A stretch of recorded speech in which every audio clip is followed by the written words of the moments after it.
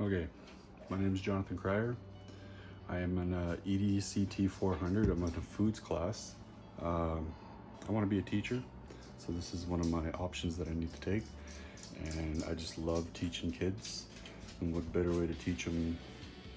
What better way to teach them more about their skills than how to cook? You know, kids love to cook. Kids love to eat. So let's give them something tasty. Today we're making bannock. This recipe is my mom's recipe. She's been making bannock for about 50 years and she knows this off by heart. She doesn't know any lesson plan. She doesn't have it written down anywhere in a recipe book. It's all in her head. So I've picked her brain a little bit to try and see what I can put on paper. But ultimately, in her words, you go by trial and error. You go by feel. And she's been doing this for 50 years. I don't know anyone that can make better bannock than my mom. So what you're seeing right now is a gem. What she's made is from 50 years of trial and error, and this is some good stuff. I hope I'm as good as her one day. So you need your oil, which I'm currently heating up right now. You want to put it on high heat. And you want to put it more than halfway into the pan. See, this is not a very big pan. It's the biggest one I got. My mom has a bigger pan than this, but this will do. As long as you can get your bannock to float. That's what we want. You need baking powder, 2 eggs. You need your tongs to handle the bannock. You need a fork, a big bowl, a medium bowl, 1 cup to measure for flour. You need 4 cups of flour. You also need some oil, which I just used for the pan, some milk, and a measurement for a teaspoon. I also have it in a lesson plan. If you do want to teach this to your students in class, I have this lesson plan ready for you. It's step-by-step procedure on bannock, as well as rice soup, as well as the cultural aspects of the rice soup and the bannock. So if you ever want it, give me an email. I'll send it your way. Okay, here we go. So while we wait for this to heat up, let's mix up our bannock.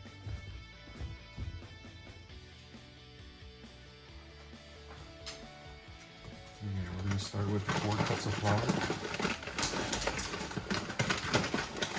Being precise is not mandatory.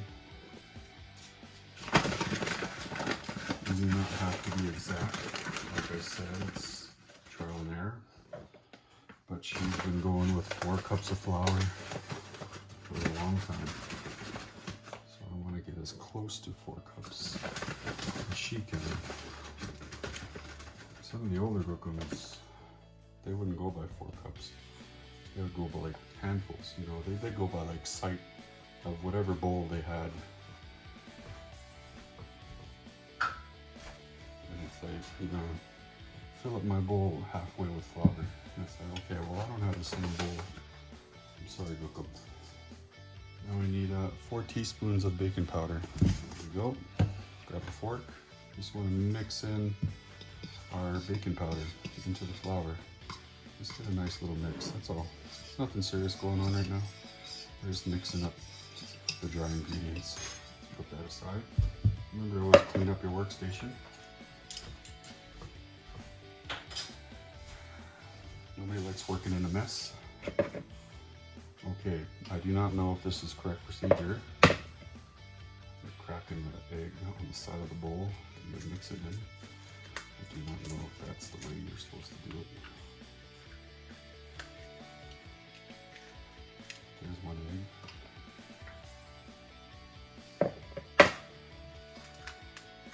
And the second egg. So you want 2 eggs. 1 cup of hot water.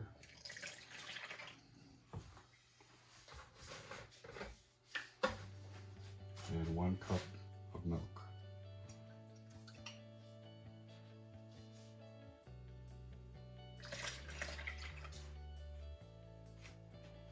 Now the recipe calls for 2 tablespoons of grease, but I prefer to just use oil. You can use grease, you can use lard.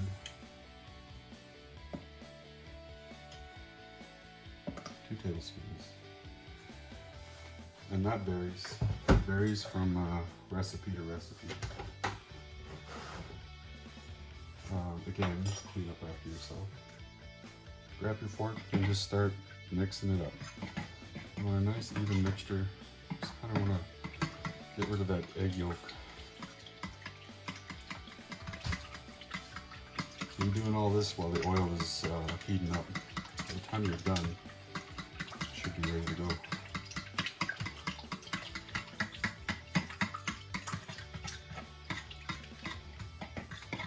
Make sure it's all blended in pretty well.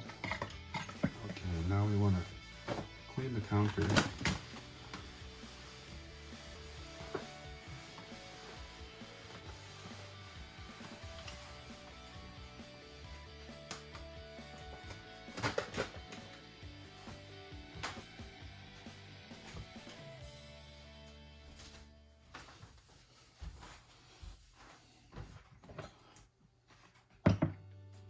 And then we're going to mix it.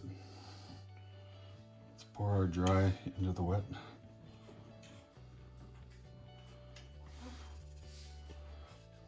And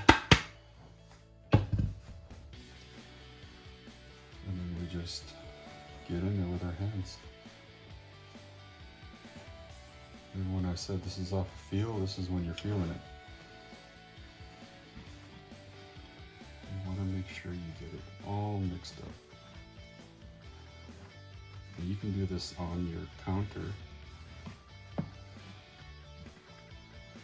by way of making like a little moat with your flour and then pouring all the liquid in the middle. But as long as you mix it up, that's all we want to see. We just want to see a nice mixture. You see some powder that hasn't gotten some of this moisture, make sure it gets the moisture.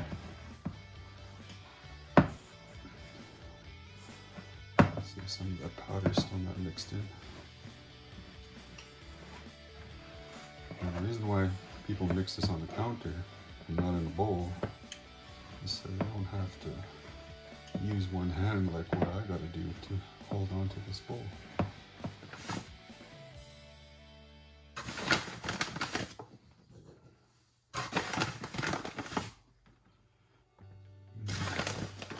Just the flour.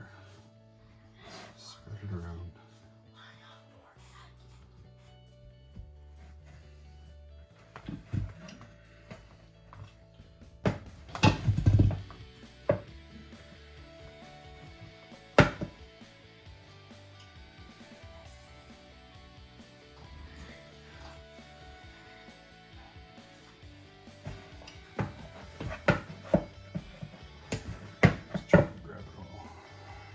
From getting so sticky is we'll use flour, clean up our station, and then we just want to kind of roll this around. Roll it around. There you go. Kind of push into it. You want to get rid of some air pockets. There may be some air in there still. Hold it around. It's pretty much like the bread that we made earlier in class. Amazingly, I had no luck with my bread, but I know how to make bannock.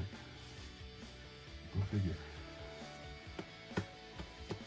Now, if you don't like fried bread,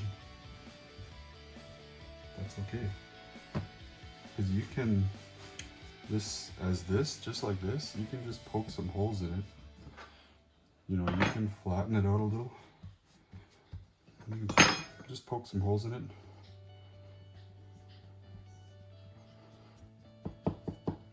And then put this in the oven and let it bake.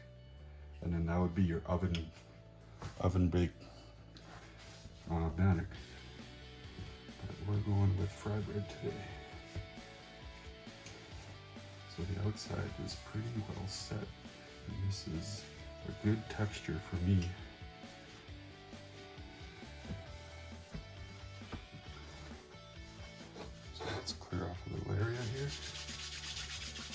Let's grab a knife.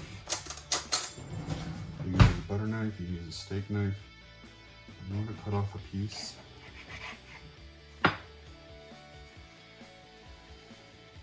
That's about the size of a meatball there. Let's go a little bit bigger. Let's combine the two. Now it's about the size of like just a little bit bigger than a mandarin orange. So this is a small piece of bannock, which is fine because we want to test it. And we don't want to overwork it, otherwise it'll get tough. So what we're doing is we're getting it ready. Getting it ready for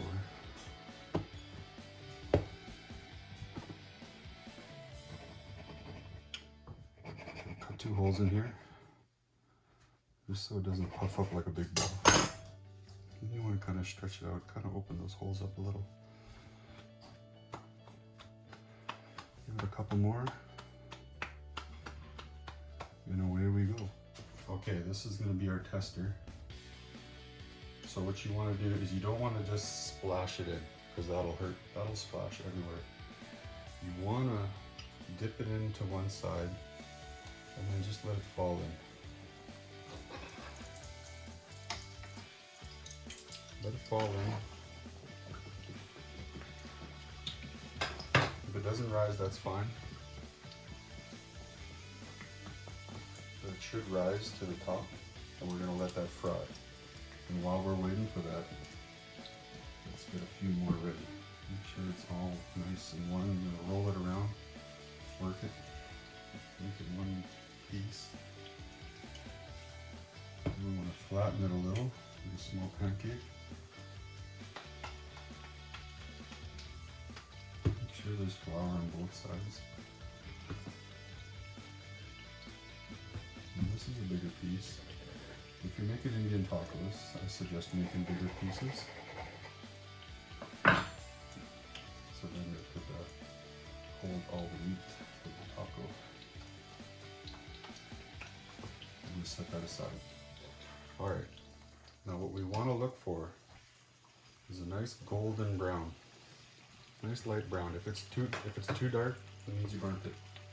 You don't want to burn it.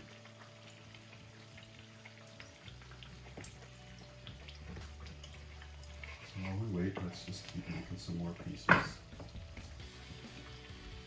You can see the bannock's already expanded in the pan, which is good. That's what we wanted. We wanted it to fluff up.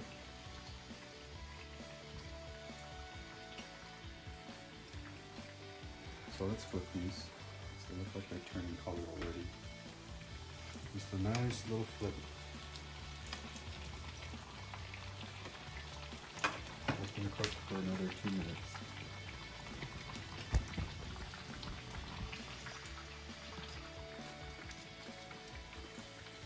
Give it a shake.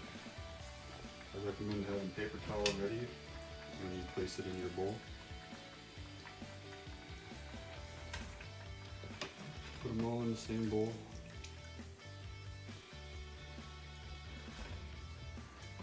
Let them cool off.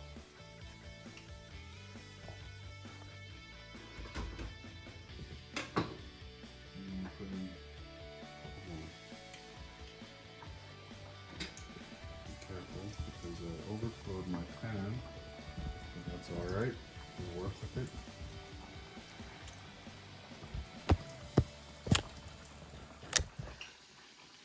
Look how quickly they puff up.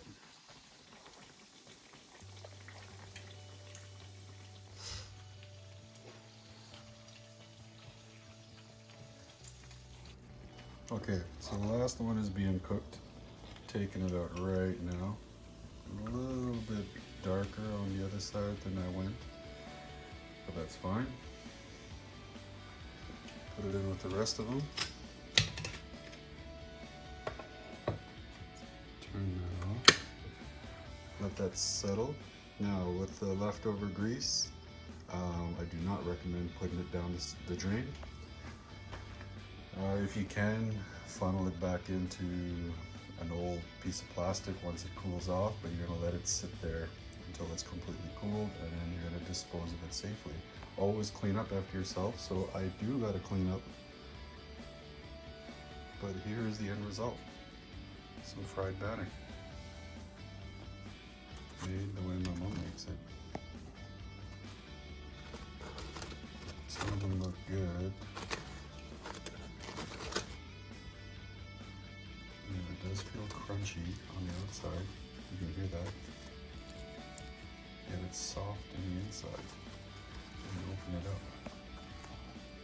Nice and soft on the inside. Now you're probably wondering, what are you going to serve this with?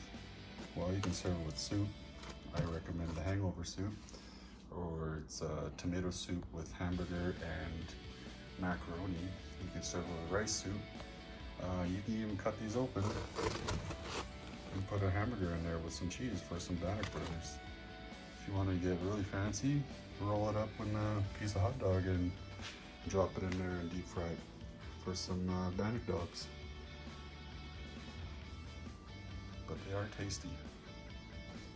And they've been around forever. If you go to a feast, chances are you're going to eat some bannock. Thank you for watching. I hope you enjoy your bannock.